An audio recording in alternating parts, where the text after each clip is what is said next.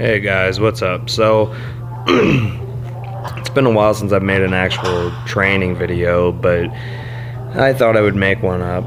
But yeah, here was a squat, bench, and light arm routine. I'm not trying to go super duper heavy anymore. Like, I'm using challenging weights these days, and I think it's working pretty well.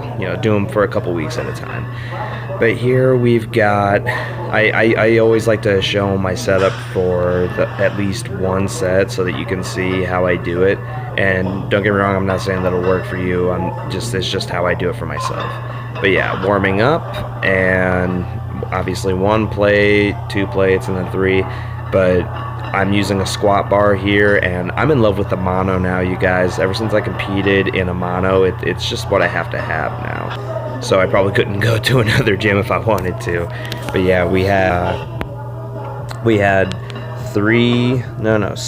4 workings of 375 here, and they just felt so incredible. Like, honestly, I never thought I would get to the point in training where I would be able to use, this kind of weight for, working weight. And I was always quite a weak squatter in the first place. I mean, I always got told that, a 315 ass to grass pause squat was pretty impressive for my body weight, but we're talking about, getting on the platform and, having less mediocre lifts. So that, and just cutting the depth, not going ass to grass anymore. Like, I don't really think I did that for ego. I think I just did that because I was always a fan of full ROM. But parallel squats are full ROM, guys. They really are, and they're a very commendable thing to do. They're a beautiful thing to do. Squatting is my favorite, even though I'm not that great at it. And these squats, they're my first squats in days. Like, I usually squat at least 3 times a week, so I was surprised that I didn't feel super weak here. In fact, all of these felt freaking amazing. Just beyond amazing. I wanted to keep going, but time goes on, and when you're at a certain age, you have responsibilities outside of training. But yeah, I believe that this is my final working set of 375 coming up here, and it felt just as amazing as the first set. Like, yeah, after 3 plates and on the squat bar, that's 325 instead of a 45-pound bar, but after 3 plates at 325, just feeling so incredible, I do still make a lighter jump because I'm not in comp, so I'm not worried about making these gigantic jumps. But you saw me struggle there quite a bit, but that was my last set. And then here's a camber bar, 315. I was only able to do 1 set because my legs were getting super fatigued at this point. But anyway, back to what I was saying, like, I'm not making these super jumps because I'm not in a comp right now. So I go 325 and then 345, and then I jump straight up to my working weight, which is still a pretty decent jump. So yeah, I went straight from 345 to 375 for my working weight today. I'm gonna do that for 2 weeks now from today, 2 weeks from today, and then I'm gonna bump it up 5 pounds for another 2 weeks. The program hasn't failed me yet. And so I have finished squats. So here is my warm up for bench. I got these tips from a fantastic bencher. He probably weighs as much as I do, but he benches more than I squat. Like, he's a freaking maniac on the bench.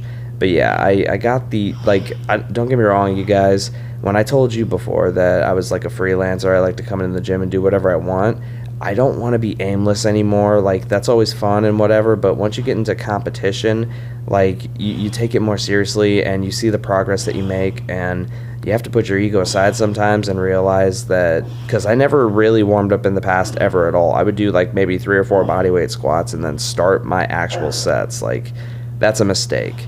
So let's be smart about this as we go forward, and realize that we can get the most out of it if we just put our egos aside. And trust me, I had to do that a lot. That's why I didn't want to, start parallel squats, because I was always an ATG guy.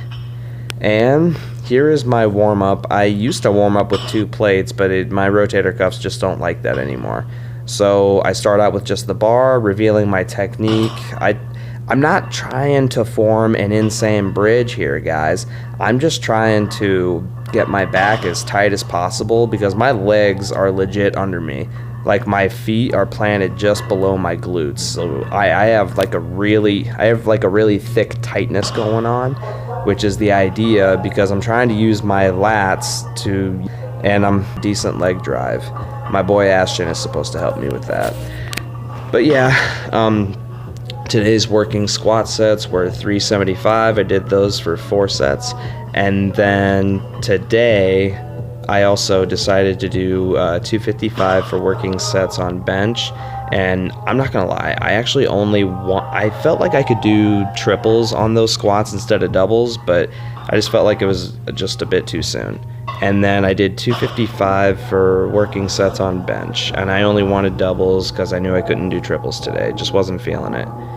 And here is me doing rare isolation. I hate training arms, but I only have once, and that is an arm blaster. I did that in one of my review videos for accessories, and these are 35-pound curls on the arm blaster. And you'll notice that I'm only filming one set for the isolation because it's just isolation. Like, it's not that big of a deal. I don't need to fit in 4 sets of each exercise. And here is the traditional straight arm cable push down for triceps. I'm not going super duper heavy on these. I believe I only went up to 160 pounds on these, but I'm trying to push super duper high reps. I like to get my arms as fatigued as possible, as quick as possible, because I'm just ready to leave at this point. Like squats, my favorite part, is done. And then we have spider curls.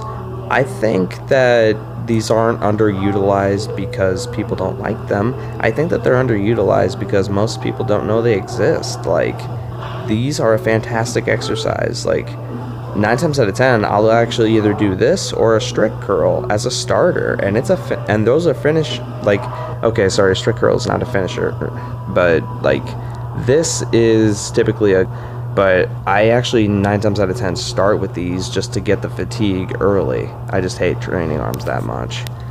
And then, yes, we do have another push down here, but last week I did like 3 different kinds of overhead extensions, and it's like I get it, they're similar movements, but honestly, I like this move just because it fatigues the triceps and it hits all 3 at once. And here's the thing, the pull apart, like I see so many people do that wrong. Like they just pull it down, they don't spread it apart. If you spread it apart, your tris are going to do a lot more work. The stability is just ridiculous. And yes, I did lightweight on those just because I'm not trying to move insane amounts of weights on a pull apart. No one should. Like they're actually quite tricky. And here we have my final exercise at dips, just to get a mild chest pump and to really get the triceps working. And here's the thing, I have a hard time with these just because hitting parallel, I'm not sure where parallel is at, so that's why I usually sink it so deep. But yeah, guys, this was fun to make and I really appreciate it. Please like and subscribe and stay tuned.